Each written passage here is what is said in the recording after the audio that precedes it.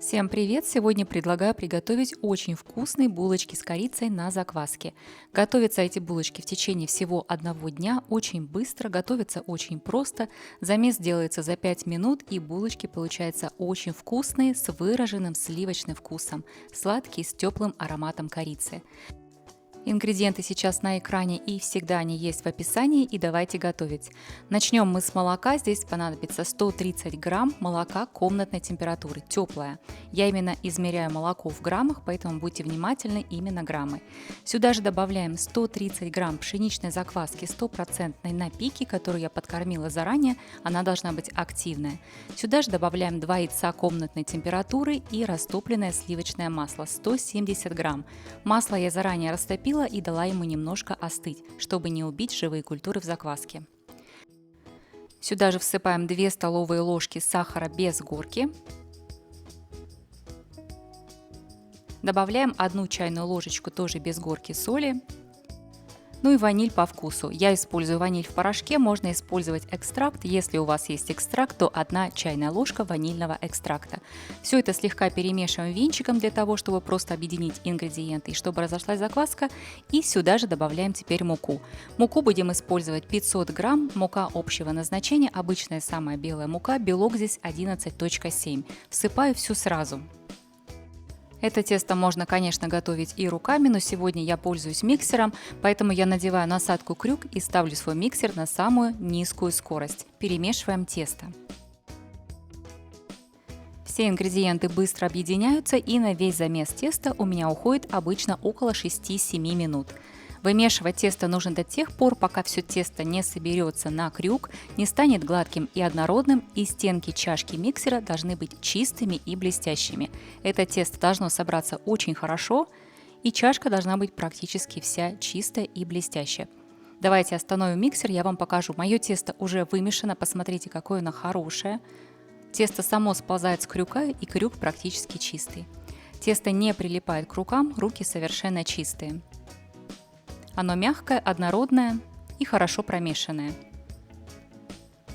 Снимаем крюк, и я вам еще раз покажу, как выглядит тесто. Тесто должно быть очень мягкое, очень нежное, маслянистое, и чашка абсолютно чистая. Все тесто мое готово, сейчас я переложу его в чашку, которую нужно слегка смазать растительным маслом. Округляем тесто руками, чтобы оно стало еще более ровное и еще более гладкое. И перекладываем его в миску, которую, как я уже сказала, я смазала предварительно растительным маслом. Накрываем тесто крышкой и оставляем его на ферментацию на примерно 3 часа. Температура ферментации этого теста благоприятной сейчас у вас были на экране. Очень важно соблюдать эти температуры, потому что тесто тяжелое, маслянистое с яйцами, и при других температурах, при более низких, оно будет подниматься очень долго.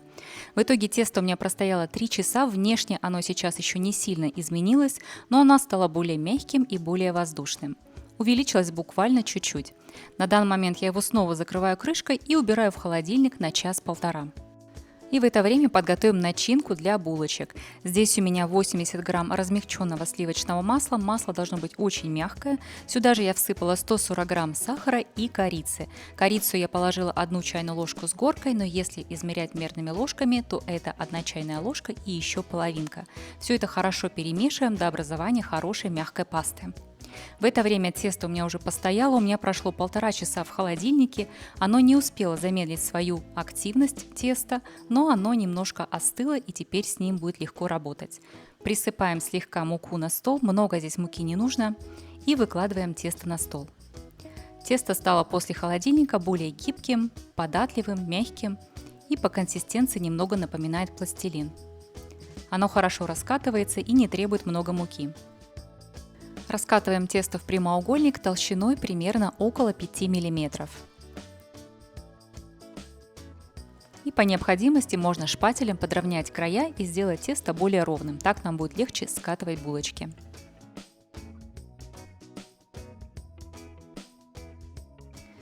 Выкладываем заранее подготовленную начинку на тесто и распределяем начинку по всей поверхности теста очень ровным тонким слоем.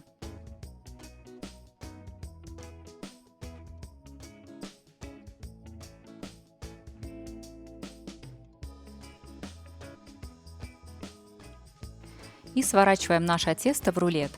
Сворачиваем его без натяжения, но достаточно плотно, так чтобы не было пустот, чтобы булочки были красивые и ровные. Тесто это очень мягкое, маслянистое, хорошо тянется, но при этом очень хрупкое, поэтому работаем с ним аккуратно и подкатываем очень аккуратно. Если нужно, можно помочь себе шпателем, но в принципе тесто не сильно прилипает к столу. Подтягиваем и выравниваем все края теста и защипываем, закрываем все швы.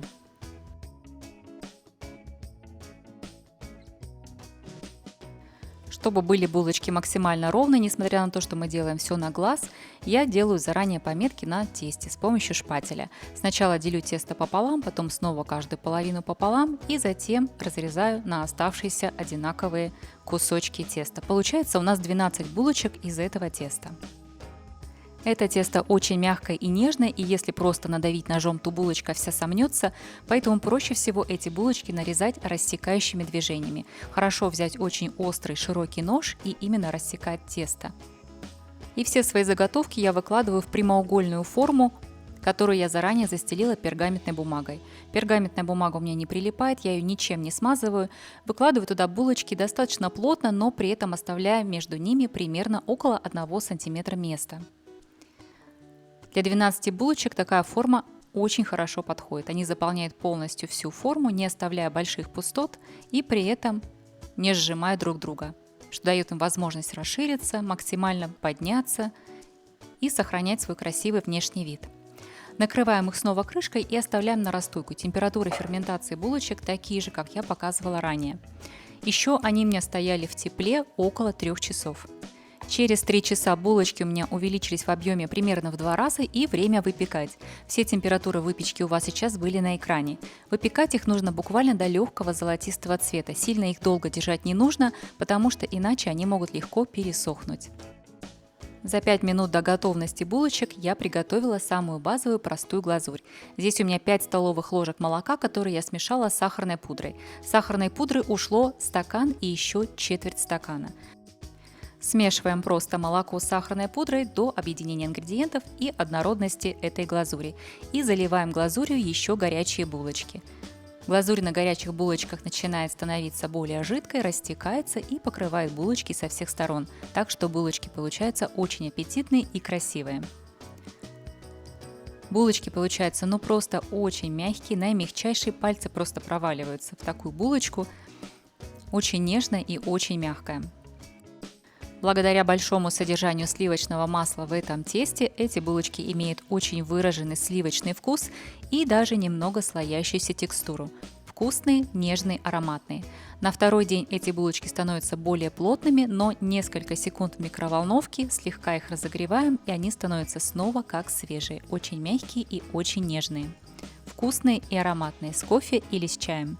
Попробуйте приготовить, и мне очень интересно знать, как у вас получилось, напишите мне в комментариях.